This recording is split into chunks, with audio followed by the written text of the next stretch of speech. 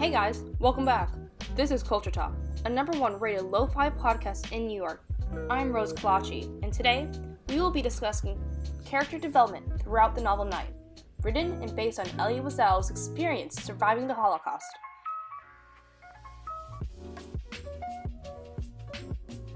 Sometimes when I'm reading a book, or even just listening to people talk, I tend to look for patterns in speech, almost as if there was a code to be broken. What we say and do heavily influences our characters. Although palaver may be simple, it still impacts the way we think and comprehend reality. Elie Wiesel lives through misery. The former gregarious boy grew up too fast, and as a reader, I learned a lot about Elie's character traits, beginning on the 3rd page of chapter 3. He began to describe himself as independent villagetine. I was almost 13 and deeply observant, he states. Elie holds himself to a higher standard and is heavily influenced by Moshe the Beetle. Elie, when he wrote Night, purposely created a tone of mild ignorance to build character development. Rhetorically, Elie wanted the readers to think of his younger self as wise, so when the apex of the book, Elie answering eternal conflicts comes, it leaves a bigger impression on us.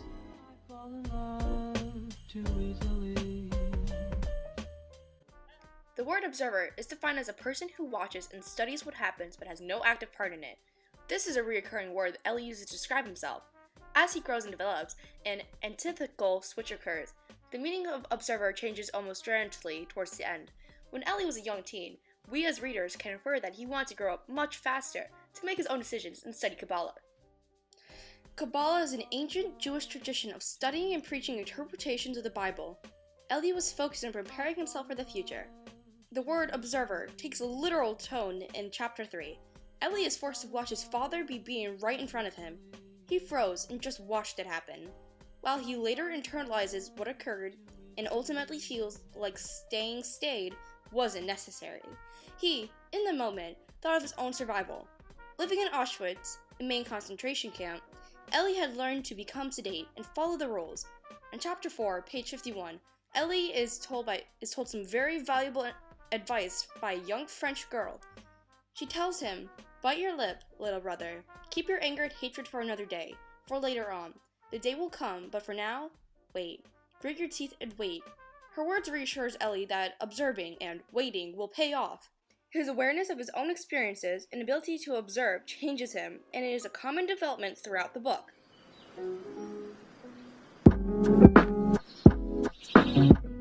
Alas, we have watched Elie's endeavors and we have seen him grow up. He is now a strong, young adult, and he doesn't want to be just an observer. In fact, his opinion on the word and action has changed once again. Character development is such a powerful measurement of moral growth. This barrage of phrases sinisterly sums up Elie's character that we know of. Starting on page 98, our minds numb with indifference, page 192, I no longer pleaded for anything. I was no longer able to lament. On the contrary, I felt very strong. I was the accuser, God the accused. My eyes had opened and I was alone, terribly alone in this world without God, without man, without love or mercy. I was nothing but ashes now. But I felt myself to be stronger than this Almighty to whom my life had been bound for so long. In the midst of all these men assembled for prayer, I felt like an observer, a stranger. Elie specifically uses the terms indifference and observer.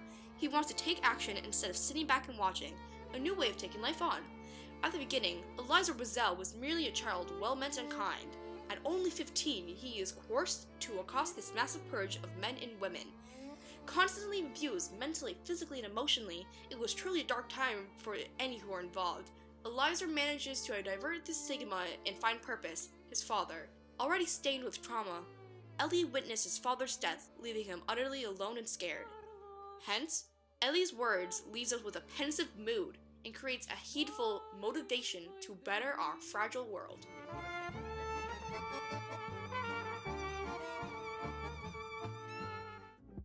This was Culture Talk's insight on character development in the novel Night, based on Elie Wiesel's experience with the Holocaust.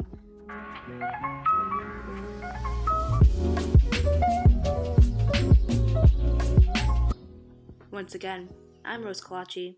Thank you and good night.